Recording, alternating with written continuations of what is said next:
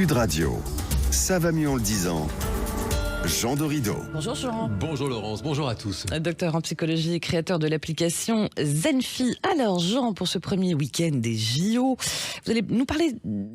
Est-ce que c'est un sport ou pas forcément un sport? On va en parler avec vous, mais vous nous conseillez de nous mettre cet été au yoga. Et il y en a plusieurs des yogas. Exactement, Laurence. C'est vrai que c'est une bonne question. Est-ce que c'est un sport? Écoutez, oui, il me semble, en tout cas, certaines formes de yoga peuvent être qualifiées de pratiques sportives. Je crois même qu'il y a des compétitions en Amérique du Nord, ce qui choque. Des compétitions de yoga? Oui. Ah, c'est drôle. Alors, ça choque les puristes parce que c'est pas l'esprit au départ. Non. C'est un truc d'Indien, donc c'est pas vraiment la c'est pas la gagne. C'est un truc pour se centrer. Pour autant, c'est vrai que c'est vraiment le bon moment pour vous mettre au yoga ou même pour le pratiquer davantage parce que le yoga rencontre déjà un franc succès dans notre pays, un succès grandissant. Il y a plus de 10 millions de Français qui déclarent, quand vous leur posez la question, avoir pratiqué le yoga au cours des dernières années. Et parmi toutes ces personnes qui pratiquent, eh bien, il y en a une bonne moitié, un peu plus de la moitié, qui expliquent dérouler son tapis de yoga au moins une fois par semaine. Donc,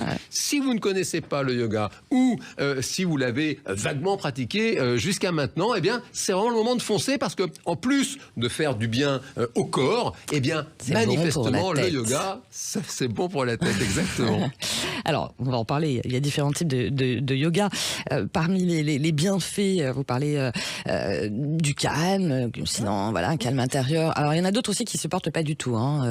Alors, ça c'est un divise, fait, vous avez raison, c'est vrai que ça divise, ça laisse pas grand monde indifférent le yoga. Il y a des personnes, c'est vrai Laurence, vous avez raison de le souligner, il y a vraiment des personnes que ça agace et ça rend les débuts, ça énerve, c'est un peu l'effet contraire en fait.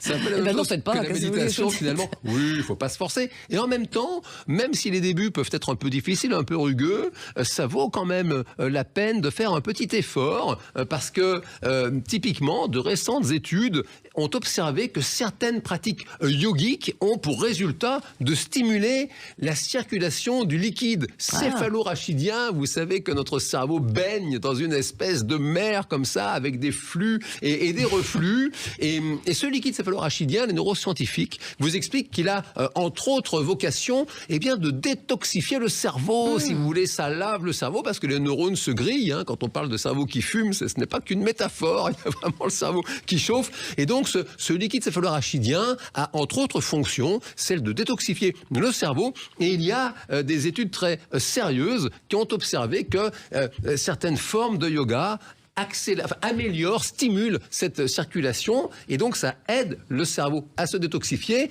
et il semblerait que ce genre de pratique, eh bien, ça pourrait avoir une utilité dans la prévention de la maladie d'Alzheimer et sur ce terrain de la maladie d'Alzheimer, eh bien, il y a d'autres recherches qui observent de leur côté que le yoga aurait tendance à améliorer l'activité de l'hippocampe et vous savez, l'hippocampe, c'est une zone qui est très impliquée dans la mémoire, notamment la mémoire contextuelle et du coup tout ça quand même ça va dans le sens d'une incitation assez ferme et douce à vous mettre au yoga. Alors c'est bon pour la mémoire, puis le yoga on sait aussi que c'est bon pour la respiration, apprendre à respirer, là encore c'est la base. C'est la base de tout. Mais c'est un fait, oui, c'est vrai que parmi tous les facteurs qui expliquent ces bienfaits assez surprenants du yoga, il y a vraiment le premier d'entre eux, c'est la respiration. Nous avons tendance à être en apnée la plupart du temps et le fait justement de se concentrer sur le souffle,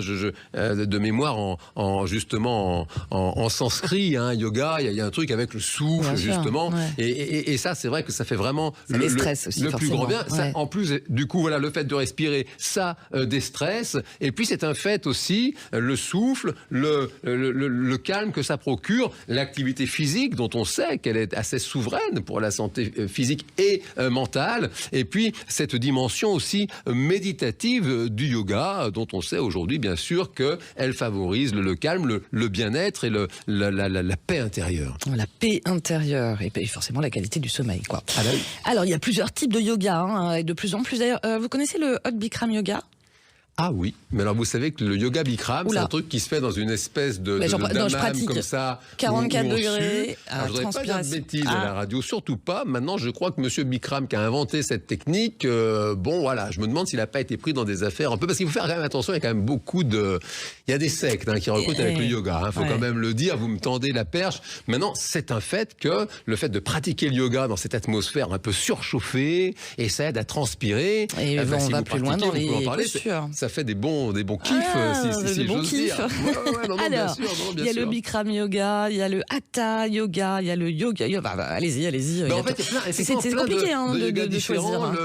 Traditionnellement, le Hatha yoga, c'est peut-être le plus connu en Occident. Maintenant, c'est un fait. Il y a le yoga Vinyasa qui se développe depuis quelques années, qui est plus, on pourrait dire, peut-être plus péchu, plus cardio, vous voyez, pour les personnes qui aiment faire du sport. À l'opposé, on pourrait dire, il y a le yoga Nidra. Là, c'est de la méditation, quoi. C'est vraiment, ça se fait allonger.